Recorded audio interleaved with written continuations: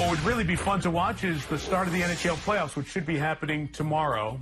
They're not. Obviously, the NHL Commissioner, Gary Bettman, joins us live. Commissioner, it's been one nice way to help distract some of our attention a little bit to see all these players at home, whether working out or with family. The league players have really made themselves very available to their fans via social media the last couple of months. Our guys have been absolutely terrific under incredibly difficult circumstances. Difficult for everybody, not just them, but they love the game. They love our fans. And by putting themselves out there, it's really an opportunity to have people stay connected with the game and to put a smile on people's faces. As I was watching the video that you were showing, I was smiling to myself. And I don't smile a lot these days because, you know, this is a real difficult time that we're all dealing with. All right. You, Adam Silver, Roger Goodell, Rob Manfred at the front lines of it, but certainly the commissioners in college and every sport have so many issues to deal with right now. Many of the leaders in the sports world were on a conference call with President Trump on Saturday. How would you describe the content and the context of that call? Well, first of all of us running the sports are basically focused on the same things. First and foremost, people's health and well-being and safety is the most important. And while we all miss sports, either putting it on or watching it, and we all want to come back as quickly as possible, we understand what the number one priority is. The conference call was for the four majors plus a number of the other sports. President Trump gave us a briefing and brought us up to date. Obviously, he, like us, would like to see sports back at the right time, both in terms of what sports represents in bringing people together, and also we're a bit of an economic engine. I mean, tens of thousands of people work in sports. And each of us had an opportunity to make a comment, ask a question, and it was, I think, a very cordial, constructive conversation, although the uncertainty of the times weren't clarified in that call. We're all going to have to wait until we have a lot more information, maybe in the next few weeks, before we can make any decisions. Yeah, you went right to my next point. How did the content of the conversation, and I'm sure you can't share a lot of it, how did it in any way change your mindset of where maybe a target date could be if things go well? I think right now there's too much uncertainty. Hopefully we'll all know more by the end of April. From an NHL standpoint, and I'm sure this is what the other leagues are doing, we're viewing all of our options. We want to be ready to go as soon as we get a green light. And the green light may not be crystal clear because there may still be some places in the country where you can't play and other places where you can. We're looking at all options. Nothing's been ruled in, nothing's been ruled out. And it's largely going to be determined, what we do, by how much time there is, because we have next season to focus on as well, and the health of the country. And by the country, I mean both Canada and the U.S., obviously. Right. I was going to get to that next because it's a cascading set of issues differently for all of you. And for you especially, no disrespect and full acknowledgement to the NBA champion Toronto Raptors, but that's the one NBA team of the 30 in a different country. You have 7 of your 31 franchises in Canada. Have you been in conversation at all with Prime Minister Justin Trudeau or anyone in the Canadian government of next level down, just in terms of where they are in terms of the COVID-19 pandemic? We're staying in touch with appropriate governmental authorities at all levels, and there aren't a lot of answers yet. What we can do, and which we did when we took the pause, was we wanted to make sure that our people, players in particular, were healthy, that we weren't part of spreading the virus, and that our community has basically been self-isolated. We've only had 7 players who tested positive, 5 on one team, and that wasn't surprising. It was a team that had to fly cross country, and somebody was infected on the plane. There have been a number of tests, and they have been negative. But in the final analysis, we're all, as a family, as a league, doing what we have to do to keep our people healthy and not be part of the problem. And I know it's got to be incredibly frustrating for our players who not only love the game, but they love staying in shape.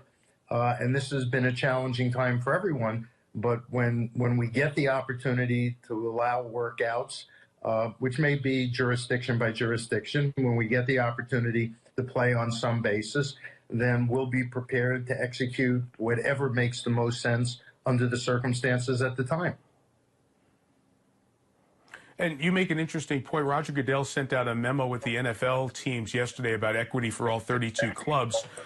You know, let's say New York's a hot spot, right? And Governor Cuomo is going to have some issues, obviously, that other governors do not. But you have 4 of your franchises right in the New York area, if you add the Devils right across the river over in Newark, New Jersey. Will you need to have all 31 franchises having equal opportunity to get back to preparation before you give a green light for the season to get going? Our clubs, if nothing, are extraordinarily competitive, and whatever we do has to be fair, which is why there's been some public speculation in the media about neutral site games in remote parts of the country. That's just part of considering all of the potential options depending on how we find the circumstances. But when you talk about fairness, you know, we also have issues about if we get to play a playoffs, who gets in if we can't complete the regular season. We had, I think, 7 teams on the bubble, and they all think they would have had a chance. We have to deal with the lottery and order of selection in the draft. So the best thing and the easiest thing would be if at some point we could complete the regular season and then go into the playoffs as we normally do. We understand that that may not be possible, and that's why we're considering every conceivable alternative to deal with whatever the eventuality is. But again, it doesn't even pay to speculate because nobody in any of the sports knows enough now to make those profound decisions. Right, about a dozen games left in your regular season. In our last couple of minutes, do you have a window of how long it might take from a green light to when teams could get back on the ice? What are the hockey people telling you about that? Well, first and foremost, we have to give an opportunity for the players to get back into game shape, and they're going to need to tune up, and that's something we're consulting and we'll be continuing to consult with the Players Association on, because as important as health and well-being is right now, and that's paramount over everything, and when and how we play sports. But when we come back, we have to make sure that we don't do anything to jeopardize the players in terms of their ability to play and making sure that they're in game-ready shape. And that all goes into the equation. Yes, we need at least a couple of weeks for that. But I do believe we can play into the summer, well into the summer. And, you know, even on the NBC platforms, the fact that the Olympics have been postponed gives us a broader window to focus on when and how we can play. And so nothing has been ruled in and nothing has been ruled out. And when you talk about the summer, in the older days and older times, we'd always talk about quality of ice. And obviously that's way, way, way down the priority list right now. But you do feel comfortable that you could play into the summer in buildings and still have the ice surface quality be good enough to hold games that the teams would be comfortable playing? You know, the days of when games had to be postponed because there was no air conditioning in a building are long behind us. We have modern state-of-the-art buildings. We play in places like Florida, Southern California, Arizona, Las Vegas, Dallas. We can handle making ice now in any condition because our buildings are that good and our ice-making capability is that good, as you know, because we play outdoors too, even when it's warm sometimes. So ice won't be a factor. Yeah. It'll be something we'll deal with, but it'll be the least of the issues we're focused on. Lastly, for you, you have to be a leader and have to listen to all the constituencies around you, and leadership can be lonely. This is also a difficult time for leaders.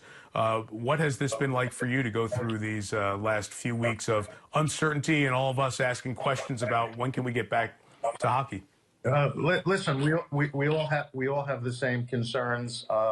I'm extraordinarily fortunate that I have great ownership that's incredibly supportive, and the league office organization and the people that I work with day in and day out, and the organizations out at all of our clubs are outstanding and are focused on what's important. But we're all passionate about the game. The Players Association has been continuously engaged in constructive dialogue. We love our game. We love all the people that are involved in our game on and off the ice. Our first focus is keeping everybody healthy and safe, and we want to get back to playing for our fans and for the love of the game as soon as it makes sense and is safe to do so. Well, I know you love traveling around to see the playoffs, and we love seeing you at the Stanley Cup final. We're sorry that that's not going to happen as scheduled on the calendar. We all hold out hope that we'll be doing that a little bit later on this summer. Commissioner Gary Bettman, National Hockey League, thank you. Stay safe. We'll see you down the road. Be well. Stay safe. Hi, I'm Mike Tirico, and thanks for watching. Make sure to hit subscribe for the latest news and highlights from NBC Sports.